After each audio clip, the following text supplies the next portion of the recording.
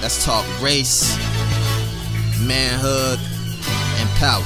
Let's talk black empowerment, black building for all of these black children and all of these black women. We don't stress them, we protect them, provide and we lead. How we sticking to the essence. It's race, manhood, and power. Now peep the message. My brother Omowale gonna change the perspective and teach the collective as we ride for our brothers, stand with our sisters, and ride for each other. Let's have a conversation for the young black nation. A bill with the minds, uplift the vibration. It's black liberation, and that's the foundation. So stick to the code. The truth shall be told. We liberate the mind, the soul, and the body.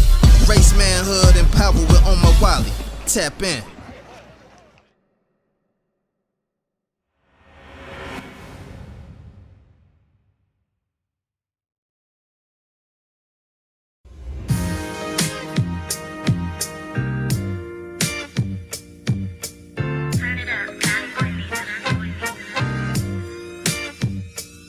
Funny how they neglect the citizens, rather protect businesses, and still ain't catching what the issue is. Help me make sense of this. Bodies dropping while the colonizers benefit. Only right I benefit. Losing control, to criminalize the youth is the goal.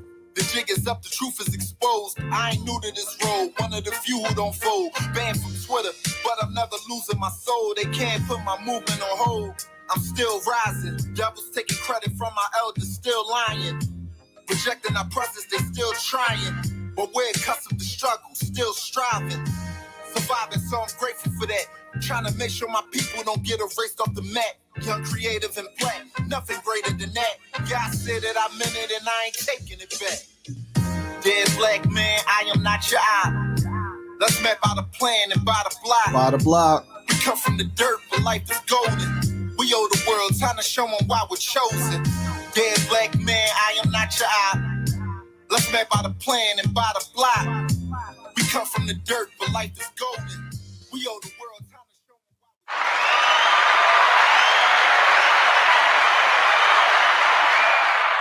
why. All right, family, that was Del P with Black Man, another Philadelphia native.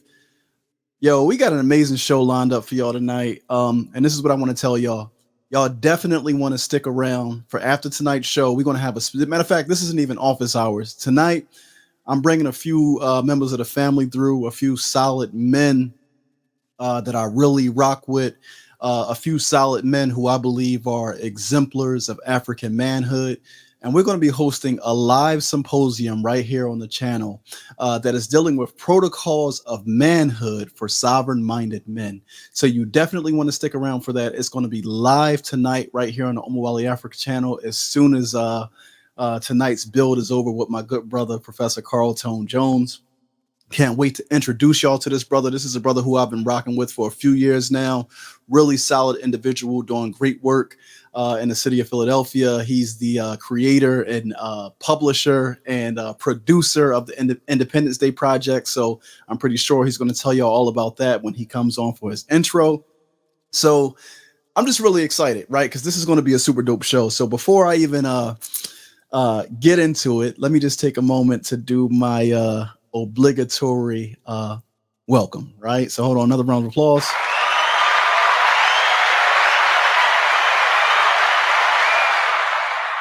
Okay, family, welcome to the Race, Manhood, and Power podcast, recorded live on location at the African War College, your temporary way station for African liberators. I am your host and correspondent, Professor Omowale, and you can find me online at omowaleafrika.com and across all social media at Omowale Afrika.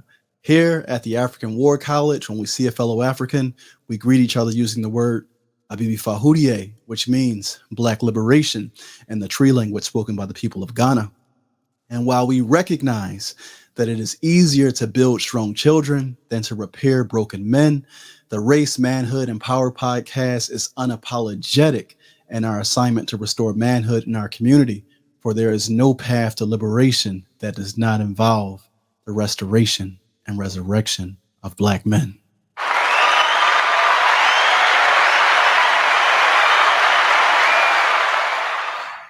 Okay, family, on tonight's show, we have a topic, a very special topic. Y'all see it on the screen. Tonight's topic is escaping Neverland, competition, conflict, and the Black male ego. We're going to get into all of it. And when we say Neverland, that comes from the whole Peter Pan reference. You have so many males who never want to grow up and take on the responsibility of what it means to be a man and engage as men and do the things that men do, right? Men build. Men nation build. We create institutions, we create governments, we create militaries, we do what is necessary for our community. And we as Black men, due to the things that we've been up against for the last 400 years, have been falling short in that particular responsibility of manhood. So, at this particular podcast, it's all about holding us accountable, right? I said this is going to be one bad podcast. And by bad, I mean we're going to give you balance, accountability, and direction, because direction is, it's a form of leadership, and that's a key component or attribute of manhood. So, before we get into the topic, I just want to take a very quick break so we can hear from our sponsors, because without our sponsors, you would not be getting the Race, Manhood, and Power podcast. So check them out, right? Remember, I always tell y'all, they rock with me, I rock with y'all. So that means if y'all rock with them, then y'all rock with me, or vice versa. You know what I'm trying to say. So just let me take a quick break, quick message from my sponsors, and we're going to get right back into the show. I want to give a major shout out to one of our supporters, Thread by Denise. They're a great source for your African-influenced clothing and accessories. They have everything from skirts, bow ties, and tees. If you've ever seen me rocking that Nat Turner University shirt and you want to know where I got it from, well, I got it from Thread by Denise. Head on over there using the link in my description and use the coupon code MANHOOD to get 20% off your first order. The International Black Freedom Alliance. You can find out more about this org by visiting the IBFA.org. Once again, that is the IBFA.org. At the Black Freedom Alliance, they believe that Black people are smart enough, talented enough, skilled enough, resourceful enough, and resilient enough to organize our own freedom all by ourselves. The question is, do you believe the same? If you do, head over to the IBFA.org. Give a shout out to my brother, Tori Russell, who's running things over there. Tell him Omowale Afrika sent you from the Race, Manhood, and Power podcast. Color Compton is all about building communities across cultures and generations through history and the arts. You can visit their website at colorcompton.org. That is COLORCOMPTON.org. At Color Compton, they believe in the importance of knowing and focusing on histories of people of color by exploring the roots of our ancestors in this land nationally and locally. We hope to educate all and build true coalitions across ethnic groups. So shout out to Color Compton doing great work out there in the city of Compton. The Black Family Blueprint is a Twin Cities-based company focused on the health, sustainability, and interpersonal dynamic of Black families. Black Family Blueprint aspires to support the social capital development of Black families by building internal and external practices of grounded coherency. The company employs an evidence-based model of practice while partnering with families and community organizations to best serve the well-being of family development. Please head over to blackfamilyblueprint.com right now. Head over to blackfamilyblueprint.com. This is an amazing business that is headed up by a husband and wife couple, my brother Adrian and his wife, Sister Oyolanda. Please do head over and tell them Professor Omowale from the Race, Manhood, and Power podcast sent you. All right, much respect to all of our sponsors, to the members of the listening and or viewing audience. If you want to become a supporting member of the show, there's 3 ways that you can do it. You can always give a Cash App, right? I put the Cash App right here across the ticker going across the bottom of the screen. So you can give a Cash App to $Strike Drum, right? That's a one-time donation. Of course, you can head over to Patreon, aka the African War College, and enroll today, right? Become a supporter of the show. And then last but not least, if you are a business owner and you have a product and or a service that you would like to advertise with the show, definitely reach out, hit the email in the description below. Come tap in with us. We'd love to have you as a sponsor. We need more sponsors and we love to promote, just new Black owned businesses. All right, family, let me introduce y'all to my amazing guest. I'm going to bring in my guest, my brother, my good brother, Professor Carl Tone Jones, my main man, main man, Brucey B. You know what I'm saying?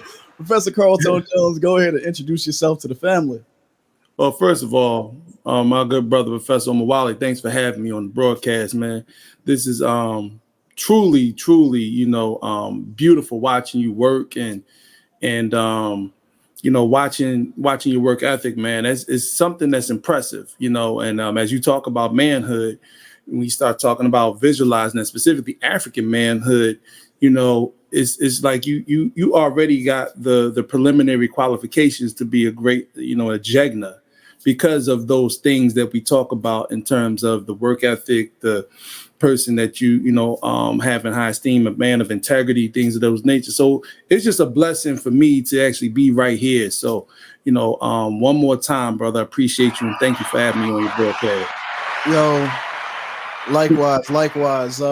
As you already know, bro, I definitely hold you in high esteem. And we're going to get into tonight's topic is escaping Neverland, competition, conflict, and the black male ego. And one thing that I learned a very long time ago is when you're organizing with folks, when you're working in close quarters, there is going to be friction. Friction is definitely going to arise, but we need to have a mechanism by which we resolve conflict when it rears its head, because it's definitely going to rear its head. And recently, I would say like within the past 2 weeks, my brother and I had a very slight misunderstanding that spilled over somewhat on it kind of reared its head a little bit onto social media, and both of us did not like that, not one bit. So we had some behind the scenes discussions. Bro, you want to speak on it? I'm going to mute my mic, right? So Yeah, we can. Go ahead. No, well, and then it's sort of like it's one of those things where, as you spoke about in your monologue, communication, and the perception of communication, lack thereof. So we were, talking for the last few months about the podcasts that were coming out, and rightfully so, riling each other, in each other's corner. You appeared on several of my shows, either in the chat or, even the IG show. We did a collab. So I had saw something that off your page on Instagram, and I don't even understand to this point why I was so triggered by it. But it was like, I think you were coming up with it said something about your show premiering at the same time mine was premiering, or not premiering, but the same time mine was on. And I was like, and brother, to this day, if you ask me where it came from, I couldn't even tell you where it came from. But I was like, it just felt like instant betrayal. Like, how could he do this? We were talking, and now you're going to do the show on my day. And that sort of like unwittingly, it led to not just on your day. It listen, family. When me and this, because the thing, like I said, it spilled out a little bit, but due to the fact that we got some really solid brothers around us who are wise and have been around in this organizing space for a very long time, they were able to rile us in and pull us behind closed doors for conversation and reconciliation. And I think both of us went into this conversation probably thinking that, you know what, this thing ain't gonna be reconciled. It kind of like is what it is. You know what I mean? But when we started to talk and I shared my perspective and he shared his perspective, it dawned on me that, like, man, I can see why he looked at what I did as an act of betrayal, because I wasn't even paying attention to the way I was moving, because I was moving so fast. And like you said, we had been in and out of conversation. We had really been bigging each other up and supporting one another. And then leading up to the launch of my podcast, I had dropped this skit, and I literally, not even thinking about it, I premiered the skit at the same time that his YouTube show, his YouTube podcast airs on YouTube. So I literally wasn't thinking like that it could even be like perceived in that way. But long story short, like that's a very small, and bro, listen, I don't really want to dwell on like, how the conflict arose. I more so want to focus on like how he was able to clean that up. Yeah. Well, I think it's important to understand though a little bit about that though, because the conflict itself, it started from a place that wasn't a legitimate betrayal, but it felt like a betrayal. And because I responded to what it felt like, it never got a chance for us to just, squash it at the beginning. And it created a situation where you had to respond. And I have no problem with that. And I told you before, had no problem with that part. But because you had, you felt violated and you like, where the hell did this come from? So, but the fact that I think the fact that we had so much esteem and respect for one another, it allowed us to allow other brothers to bring us in to the conflict mediation part of the conversation. And I don't mind mentioning their names, Brother Shamari and brother Jeff Weaver. Yeah, they played an integral role, and it's good that we have relationships, specifically with Shamari, right? Yeah. Going back years, and Jeff was. Long story short, man, I met Jeff way before I met Shamari. Jeff was he don't like me telling people this, but Jeff was he was a substitute teacher in high school. And him coming to the school and showing us 2 videos, one on Farrakhan and one on Malcolm X. They kicked him out of school. We had a walkout behind that because, but that's sort of like when we saw each other years later, that's sort of like we rekindled that relationship. But they were able to, put us to a place where, we were able to have a very respectful dialogue. And I'm talking about, I could hear it in your voice that you were angry, but more than I heard anger, I heard you were hurt. And brother, I'm going to tell you, I don't get emotional about too much, but it really bothered me that I pierced you in that way. You know what I'm saying? Like I had a hard time sleeping. Yeah. You know what I'm saying? And then when you started reflecting on some of the things in the past, I'm like, yo, I was really bugging. You know what I mean? I was really bugging. The amount of healing, bro, that came out of that entire incident, like you said, brothers fight. Like, I mean, like growing up, I fought like everybody who's like my guy, like from the sandbox. There's not one of them that I haven't had a fist fight with, like growing up. So, but our relationship and our respect for each other is at that level just because of the experiences that we've had together. You know what I mean? So growing up, you could get into a fight with your brother, you know what I mean, and dust it off and y'all be good again at the end of the day. And it just makes you closer. It just makes the bond stronger.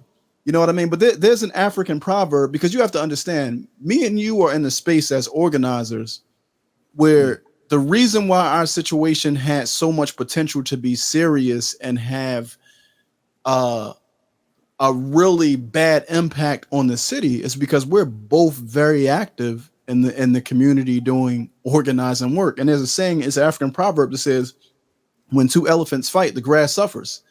So It's like you have 2 giants, I'm not ego tripping here, but 2 people who are respected and are doing serious work now going at each other publicly. And brother Shamari jumped right in there. It was like, yo, y'all gotta chill. I don't know what this is over, but it's going to create a situation where people start taking sides and it can risk splitting the local community. And I told brother Shamari, I was like, yo, I don't feel good about leaving myself kind of like undefended. You know what I mean? In this situation, but like his wisdom, I said, brother Shamari, I honor you as a big brother. I'm gonna do it. And we all got to the table, man. And it wasn't nothing but a conversation to clean it all up. And you said something that was super dope at the end of the conversation. You talked about, like, all of us have our shortcomings. We're all in the process of developing and growing as men. And this was just another opportunity for us to really like experience some growth. And we were both thankful to have elder brothers who could actually step in and allow us to see, like, yo, we tripping. You know what I mean? So we get this thing fixed. Yeah, it was like the proverbial, we scrapping it, like you said, in a lot, and somebody grabbed both of us by shirt collars and pull us up. We still swinging it there, but after a while, we like, hold on for a minute, man. This is not what's up. And like I said, man, I mean, I had tremendous respect for you before we had that misunderstanding, but my respect for you and my admiration for you grew 10,000 because after that conversation, we had a one-on-one. Mm-hmm.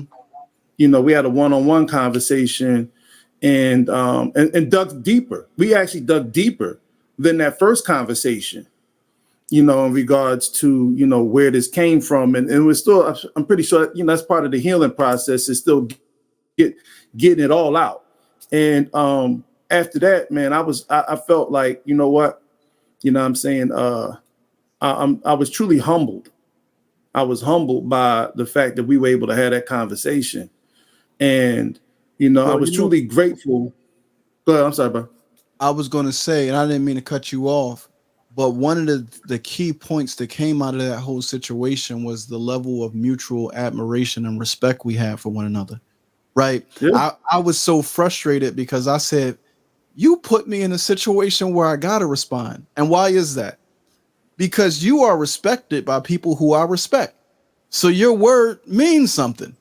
And if you say something about my character or my reputation, your word is not to be taken lightly.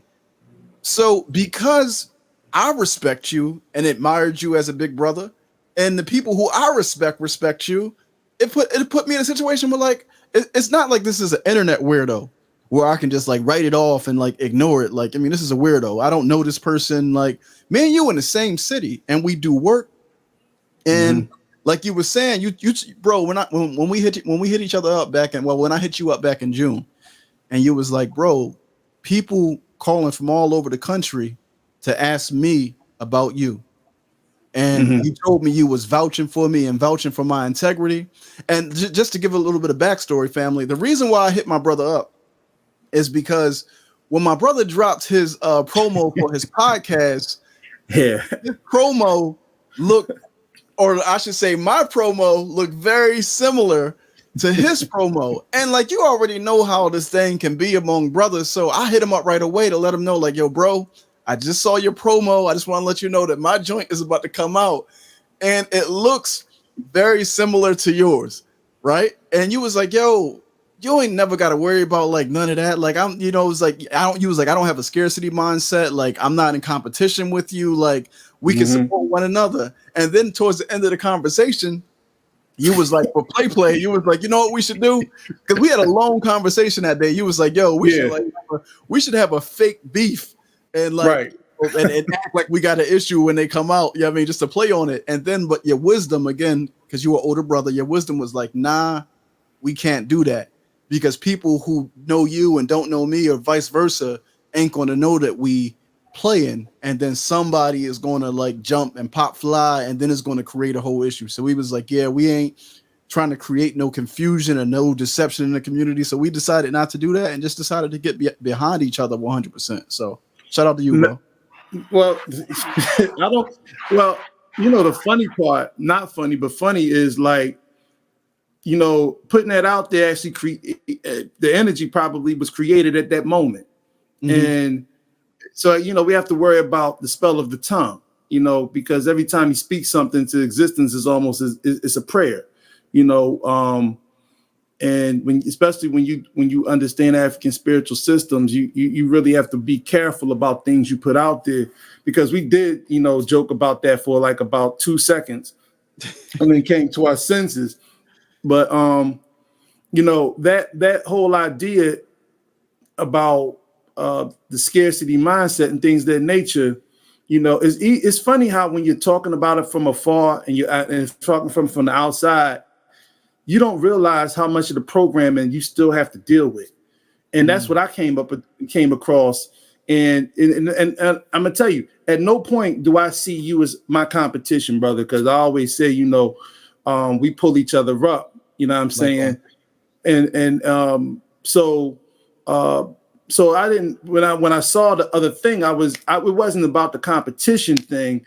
I couldn't even really put words into what I saw, you know what I'm saying? In terms of the impact, I was like, on the same night, grand premiere. So, you know,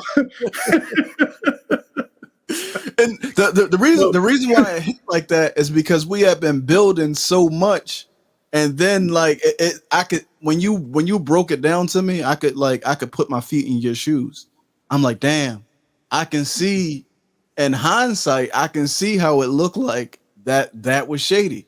Because I wasn't even think, but because the thing was, we both experienced what it felt like betrayal. It felt like it felt like pain, because it was like, yo, I told you, like, I don't fake kick it with nobody. Like, I don't let nobody get close to me who I don't really like rock with. You know what I'm saying? And I was telling you, like, yo, bro, like, I really was digging your energy. You know what I'm saying? So when the situation happened, I think it just caught both of us and took us somewhere where we didn't need to go. But I think what's the most important thing, bro, is that we showing an example of reconciliation and true brotherhood, right? Because I have a question for you, and because you spoke to this, and I don't want to lead the conversation, but the question is, what is it about Black men that causes us to succumb to conflict no matter what arena we enter into?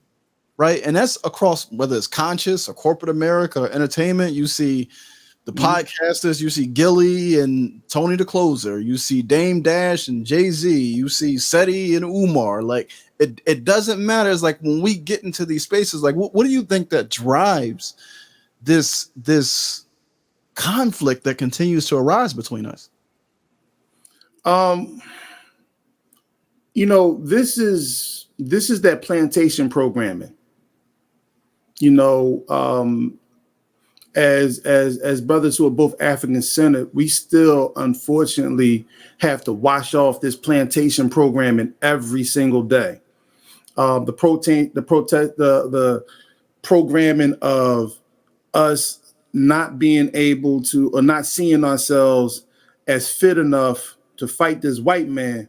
So therefore, we do develop that mindset of, well, my you know, this brother over here, this brother over there, that's who I need to take this angst out on. That's who I need to deal with this aggression on, because for some strange reason, we still don't think we can beat white men, even though historically speaking, you know, we can look at historical victories that we have over this white man. And I think a lot of it has to do with that. We've been always pitted against each other from those same outside existential sources that have been the power mongers amongst us. And because of that, I think we start, you know, we start seeing each other as the, you know, we start seeing each other as existing in this world. Yeah, well, kill or be killed. There's only enough room that, like we were on that Highlander stuff. It can only be one. Yeah. And instead of really looking at the fact that, listen, if you win, I win. You know what I'm saying? I win, you win. But another aspect of that is, too, we're not taught to respect other Black men. Mm-hmm. And to see another Black man come into a room or whatever, we're sizing that brother up.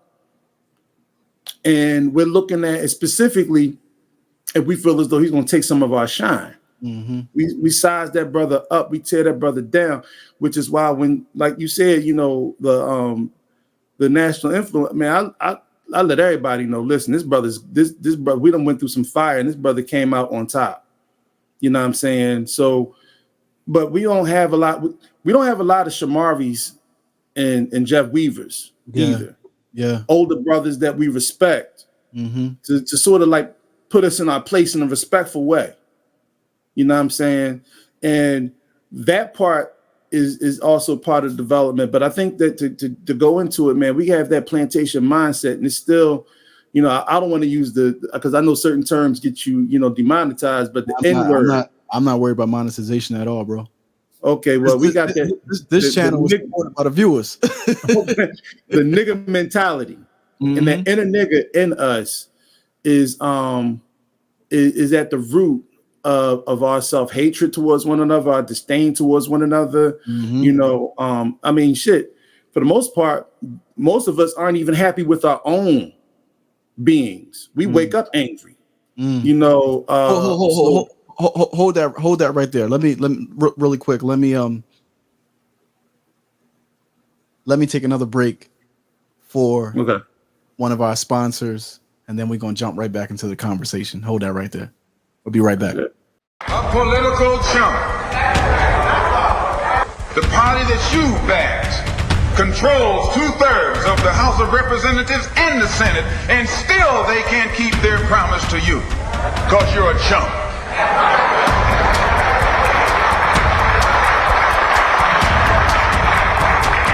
Anytime you throw your weight behind a political party that controls 2/3 of the government, and that party can't keep the promise that it made to you during election time, and you're dumb enough to walk around continuing to identify yourself with that party, you're not only a chump, but you're a traitor to your race. I think it extends far beyond black people who hold political office.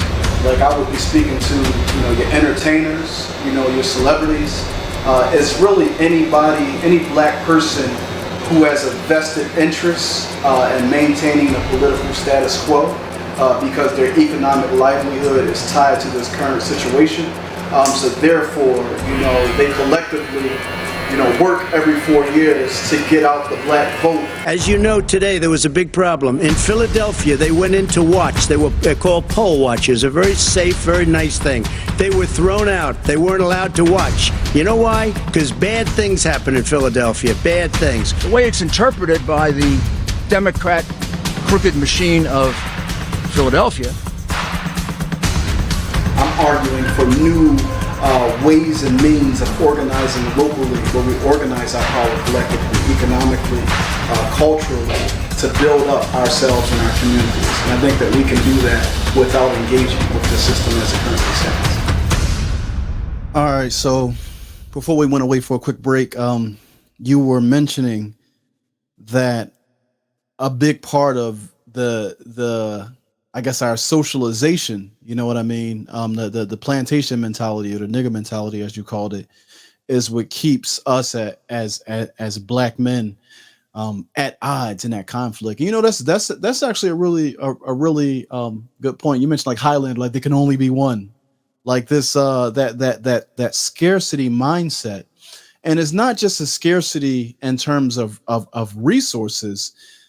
There's a scarcity in terms of our access to humanity and our access to manhood, right?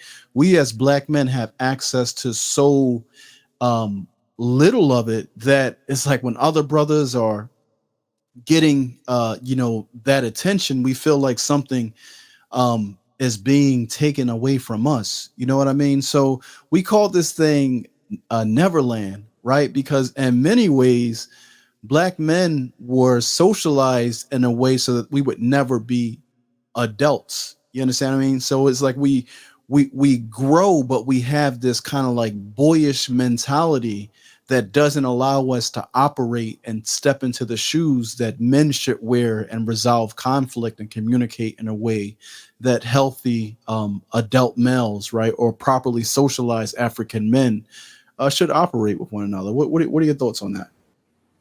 No, absolutely. It's called, in a lot of places, it's arrested development, right? Where, Dr. Francis Cress Welsing talked about this in the ISIS paper. Elder Neely Fuller also talks about this in terms of black male development.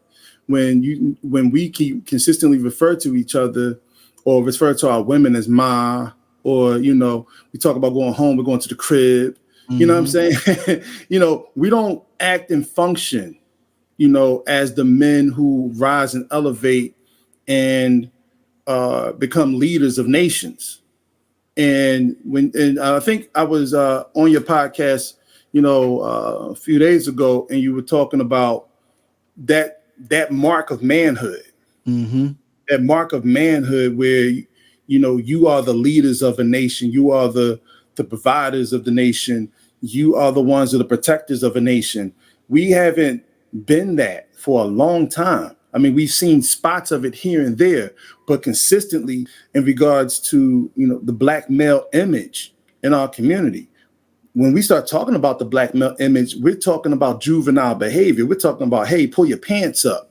We're talking about, hey, every once in a while, you might want to wear some hard shoes. We're talking about the mannerisms of these of our brothers, of the men. We need to prioritize things other than sex and sports. These things, these conversations require the maturity of men. And because we don't have those conversations everywhere, and we don't, and the mark of manhood, one of the greatest falsehoods in our community, based on the plantation, once again, is the mark of manhood is how many women you can sleep with. Yeah.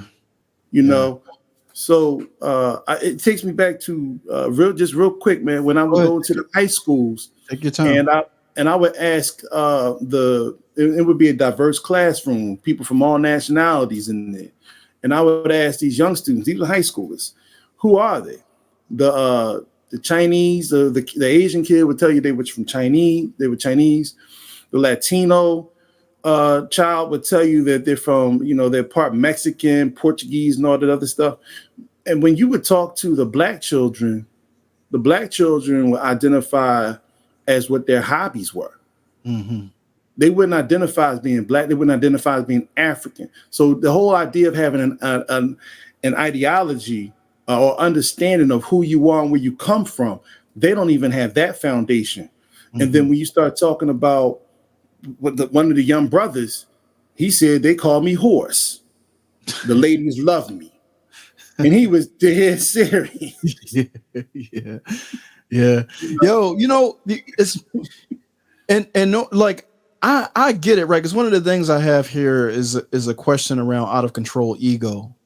And one way I see brotherhood as a necessary check for out of control ego, right? For me, it sends a red flag if I see a man who is never amongst or building with other men, right? That's a red flag to me, because it's like,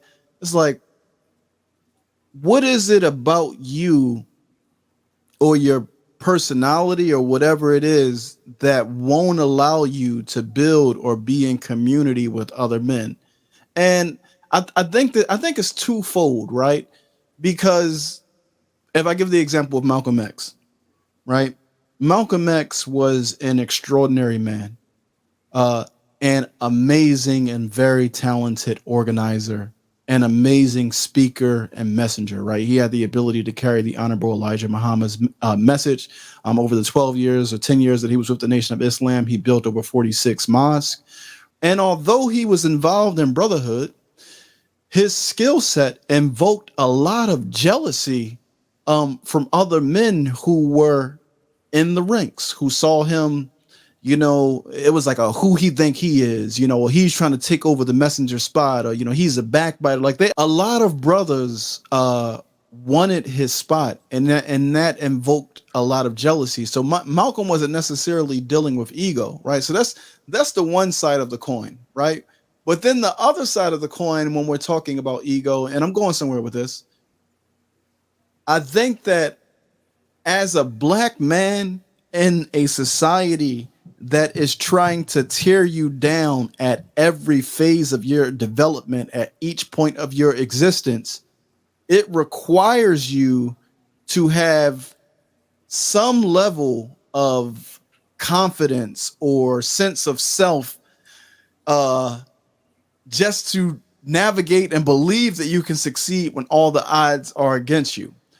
But I feel like there is a line that we can cross where we risk kind of like our ego getting out of control and becoming like an ego maniac, right? So let's, tonight's topic again is competition, conflict, and the black male ego. So let's speak on that. Do you have a similar observation about the black male ego, or about black men trying to work together as brothers? Does ego get involved? What role does ego play? And what are some signs of a fractured or underdeveloped ego in our people? Right. Well, I'm sorry. I thought I heard something. I thought I heard some ghosts over here. Might be. We might be upsetting some spirits. I know, some Caucasians lived in this house prior to my family being here. Yeah. But the notion or the concept around ego, in my opinion, is a valid one, and we see it all the time. It speaks to our diminished our diminished view of the black male image, African-centered man, male image, where most of us believe the propaganda about who we are.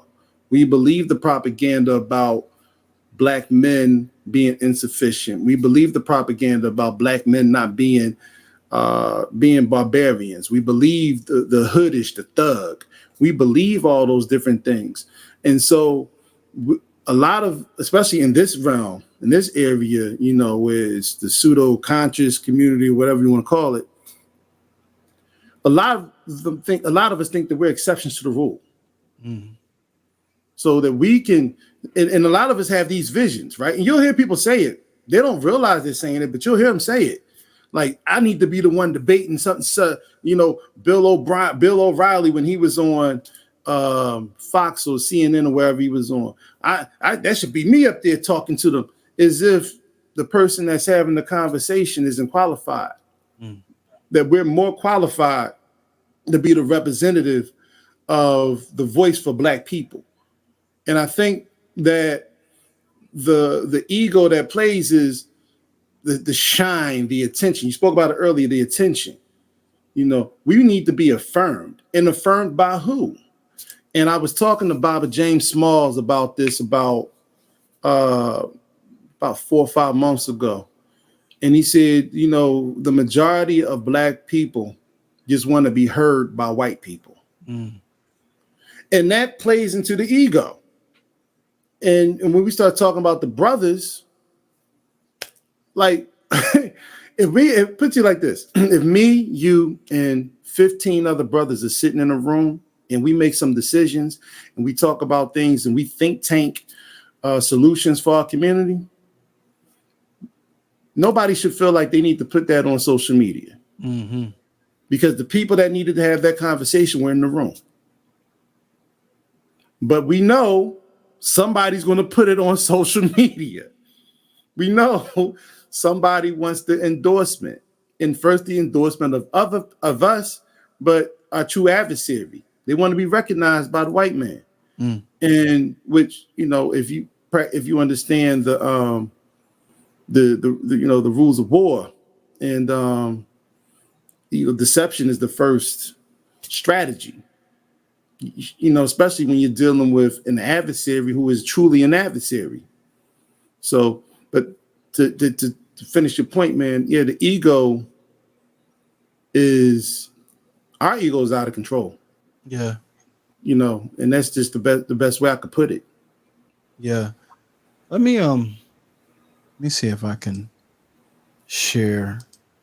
That's the wrong thing. Give me 1 second. I have a clip here, and I don't know. It looks like yeah, I see it. You saw this clip, or have you seen this clip? I haven't seen the clip, but I think, is this the clip where Umar is the one like peeking on every? No, it's like I'm gonna play it. It's like 40 seconds long. Because me and you, we both remember I heard you speak. You said Umar is the kind of like one that brought you into consciousness, and I think that just an ego. I just want to show something real quick. It starts at the 15-second mark. I'll play it here. Over the Black consciousness community on September the 18th, although the fest is September 11th. On September the 18th, that will be my 11th anniversary of being king of Black consciousness. That's right, 11 years straight. I am the Sean Carter of this thing right here. I am the Teddy Pendergrass, the Marvin Gaye. I am the Mike Tyson. I am the Floyd Mayweather of this thing. I'm so spiritual. I don't have to puff on the stage. I still get high off the stage. He left Michael Jackson and Michael Jordan. Then he would have been. I don't want to play the whole thing. Let me stop stop sharing that there. Oh man. The reason why I played that is we were in the discussion about black male ego, and you brought up the notion of, you know, who speaks for Black America, right? I think that over the past, I don't know how long, but from the 20th century to now, this notion of popular leadership has kind of like imprisoned us as a community, right? Because one of the things that I always try to push back on, and this is a check on black male ego, is when people say, well, who's the leader of black people, right? And for me, if I look historically, there has never been a leader of black people. There have been leaders of organizations that serve black people, right? So if you look at Dr. King, he was a leader within SCLC. If you look at Malcolm, he was a leader within the Nation of Islam. You look at Garvey, he was a leader within the UNIA, right? So leadership has always been a function of organization and not of individuality. And I think that when we have accepted this individual model, I think that has made the competition or the ego model be the predominant model that we're currently kind of like faced with in the community. Because now you don't see a situation where black men are collaborating and building together, where black men are coming together within an organizational framework. Because when we come together in an organizational framework, because we've been held captive by this individual or ego-based model, everybody has to be the guy or everybody has to be the man. Like, I'm going to be the president. And if I'm not the president, I don't want to be in an organization. You know what I mean? It's like, yeah. I think that notion has held us back for a very long time. And I think that the work that we have to do now, because if I look at ego, to be very honest, I see ego as a defense mechanism. You know what I mean? I think that a lot of us truly are hurt and we have a lot of unhealed trauma, and ego just becomes a protective fence that we build around that pain that this society has caused us to carry. And the greater the pain, the greater the ego. You know what I mean? The greater the need to be loved, the greater the need to be affirmed, because so much like has been taken away from us. So that was just a thought. But I want to close here on two topics, and I'll let you lead the discussion on this. The first I want to ask you is, what role does trust and communication play and reinforcing brotherhood? And then the last thing I want you to speak on is, are there any examples of healthy conflict that's good for our relationships as men? All right. Well, I might want to start with the second one, the examples of healthy conflict that are good. I would say the situation we overcame, right? But you see those on you don't see those broadcasted. Very few people will have this conversation publicly because they don't want to appear vulnerable. Mm-hmm. The mediations that you do see happen, there are people on the street level who will mediate ceasefires and will mediate resolutions between warring aspects of our community on the street. Mm-hmm. So, you know, we do see it. The people coming together for things, even things small like a book bag drive, or people who are coming together working to clean up the street on the block or whatever, clean up an aspect of our community. We do see it, but those are things that we don't look at as, because a lot of those things come from some place of conflict. A lot of that stuff is the resolution. The resolution of the conflict is what you see afterwards. And you see these brothers and sisters working together. When we had the crisis in the streets, the Bloods and the Crips in a lot of different places around the country, and all the other subsets of gangs in the different cities that aren't necessarily affiliated with the Bloods and Crips, they all put up ceasefires to lock an arm to build within the Black community. So we see it. It happens.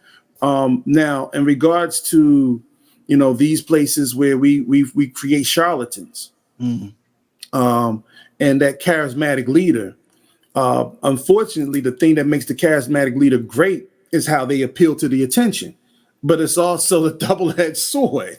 You know what I'm saying? So in looking into the conflict part, you know, in terms of the healthy aspects of conflict, I think we can see that there are healthy forms that communicate. Now, it doesn't mean that no harm has been done.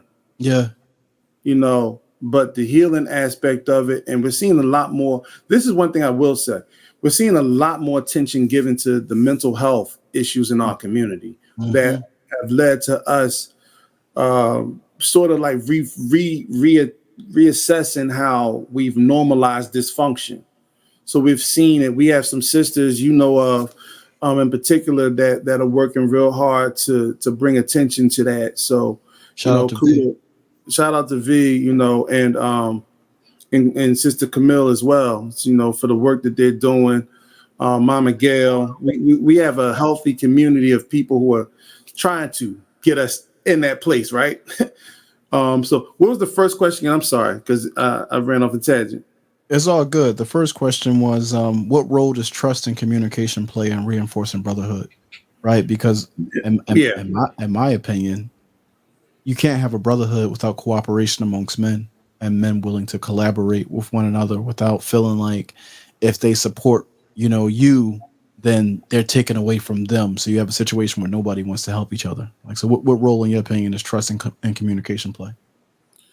That's the foundation, because you can't have loyalty if you don't have those things. And one thing I put, you know, and I give a lot of credit to our good brother Jeff Weaver, is he talks about the need for loyalty within our community. You can't have loyalty without trust and good communication. It's the baseline. Is literally you can't build anything else without it.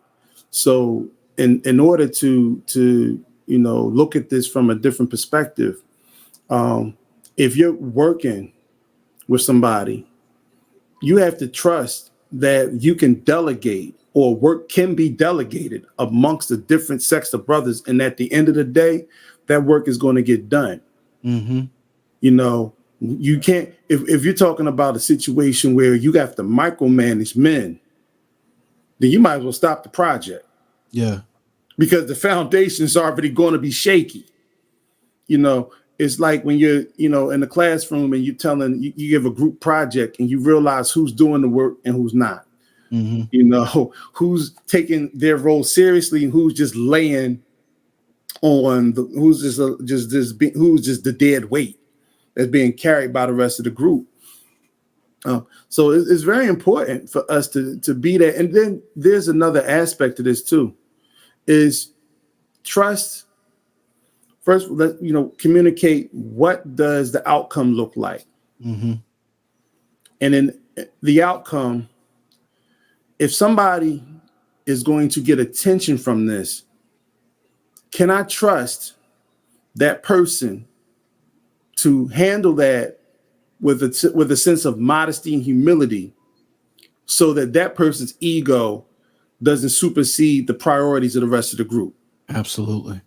You know, I can't tell you, but there's been several situations where I've had to step away from groups that I thought had potential, but in the rise of visibility for certain people in the group, that Messiah complex comes in.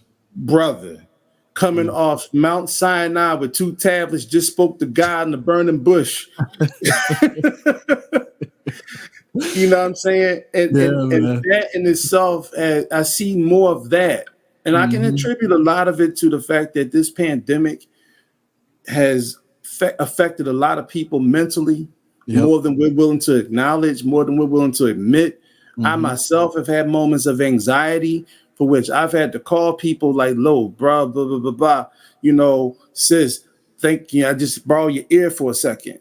You know, but like you said, trust and communication. We got to be able to trust each other, because we're all part of the network, and we're all part of, you know, building something solid and building something strong.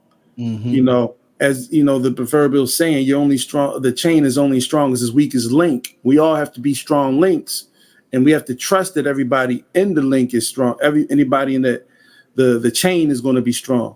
Absolutely. So, you know, I think more so we need to have more conversations like this. You know, we need to have more conversations like this so that people can say that there is a reconciliation.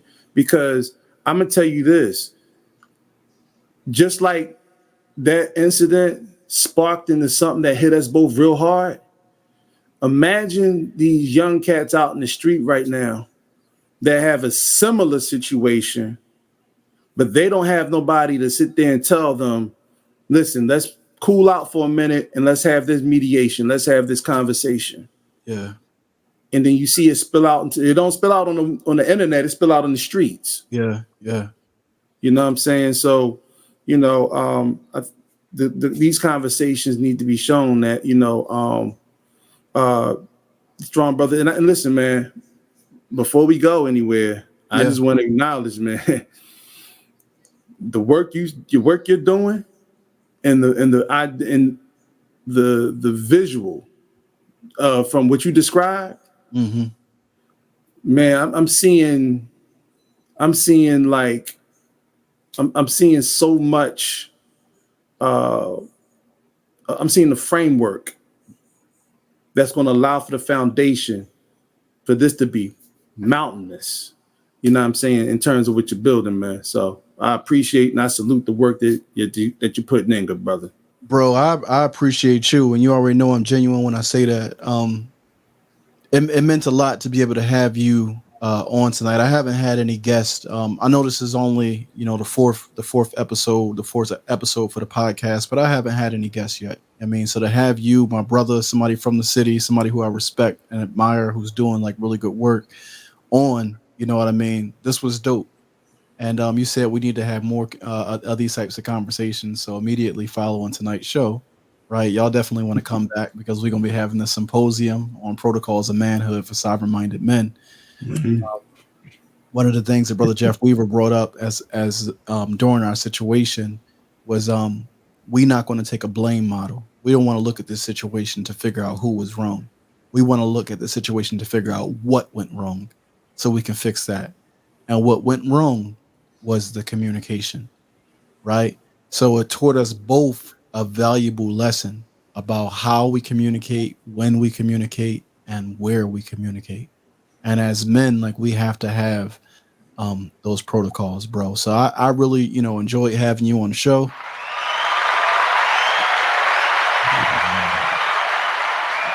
Just go ahead really quick and plug yourself. Tell them where they can find more about your project, because I mentioned the Independence Day Project. I know you're going to be shooting part 2 pretty soon, but tell them, you know, whatever you want to tell them, now is the time to do so. Yeah, well, I appreciate that, brother. Once again, appreciate you having me on the broadcast, man. And it's just an honor, privilege. This conversation has been, man, this is butter to me, man. So just real quick, I'm trying to look around as I move some things around the studio. Oh, okay, so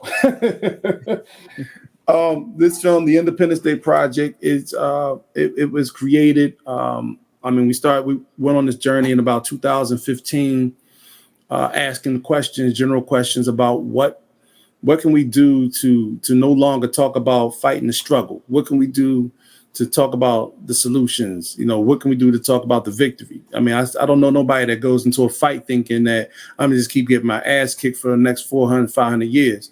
So the children were the inspiration, having an independent, liberated space for Black people were the inspiration. So came up with the concept of the Independence Day Project. Took 3 years to film, and we asked simple questions from some very smart people who are actually out in the field doing the work. What does an independent Black community look like to you free of white supremacy? In other words, we remove the white man from the equation and we talk about what this looks like. And then once we get into the visual, we reverse engineer it and talk about what we need to do to build it.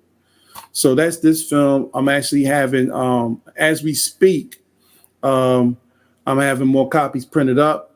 I already have some copies that need to go out. And also, my book, I wrote a book based on a lot of the social media interactions from 2020. So the book is titled 2020 Through the Eyes of a Social Media Revolutionary. And no, I'm not a social media revolutionary per se, but it's the vision, the lens, and a lot of context from 2020. So reach me at, you come to here, you come to my Facebook page, Carl Tone Jones. Send me an inbox. If you want to go through Instagram. I'm gonna drop all your links to all your stuff in the description. So I'll make sure all that stuff is in the description. I appreciate that, bro. And as I said before, man, I'm the only Carl Tone Jones in the whole universe. Absolutely. Right? Like you might have to find somebody on another planet, but I did the Google search because I was looking for another one. But I'm the only Carl Tone Jones around. That's Carl Tone Jones. That's 3 names now. But give my brother a round of applause. Brother Carl Tone Jones, I appreciate having you on the show. Thank you, beloved. Appreciate you, beloved.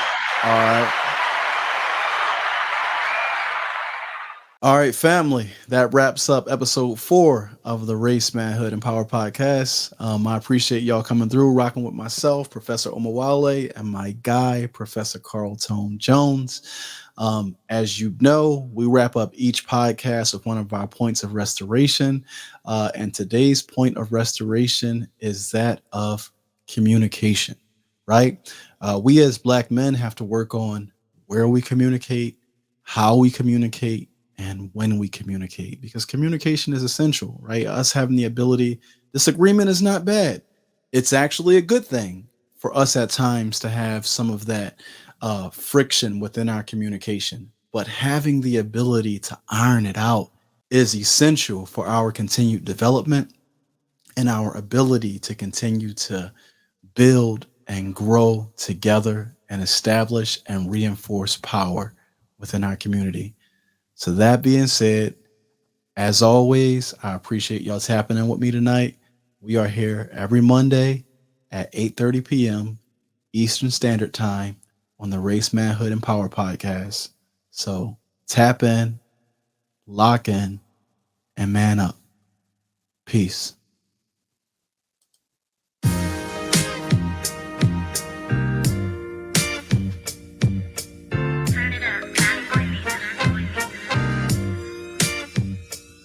Funny how they neglect the citizens, rather protect businesses, and still ain't catching what the issue is. Help me make sense of this. Bodies dropping while the colonizers benefit. Only right I've been a bit. Losing control, to criminalize the youth is the goal. The jig is up, the truth is exposed. I ain't new to this road, one of the few who don't fold. Banned from Twitter, but I'm never losing my soul. They can't put my movement on hold.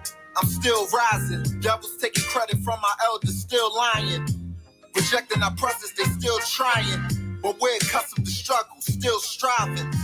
Surviving, so I'm grateful for that. Trying to make sure my people don't get erased off the map. Young, creative, and black, nothing greater than that. God said that I meant it and I ain't taking it back. Yeah, Black man, I am not your eye. not your op. Let's map out a plan and by the fly. We come from the dirt, but life is golden. We owe the world time to show them why we're chosen.